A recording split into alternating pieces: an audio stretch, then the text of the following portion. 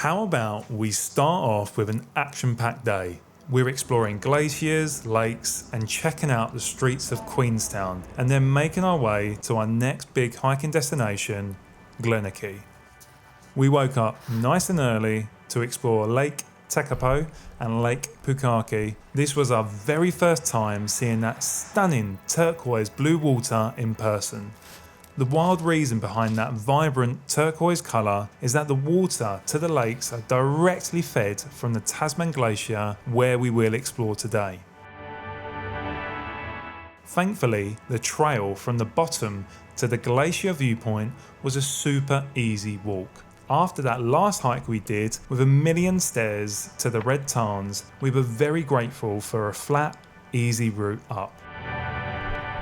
The sheer vastness of the Tasman Glacier is honestly hard to visually put into context, but it's New Zealand's largest and longest glacier, stretching over 23.5 kilometres long and 4 kilometres wide. It was monumentally humongous. After that, we hit the road and started making our way westward towards Queenstown. And let me tell you, the drive to this town was something special. We stopped at so many local spots and came across gorgeous lakes and had endless jaw-dropping scenery which we just had to pull over and admire along the way. Queenstown itself is absolutely beautiful. It's so peaceful and scenic, and we both really wished we had more time to explore everything it had to offer. Sadly, we only had one night here, but I can confidently say we could have at least spent a few more days soaking it all in. Now, after our quick overnight stay, our next destination was Glenorchy. To be completely honest, Glenorchy holds a total love-hate memory for both of us on this trip. It is home to probably one of the worst, most brutal hikes of my entire life, but the payoff of reaching the end of that trail and seeing the most magical cinematic scenery I have ever laid my eyes on. It honestly was unreal.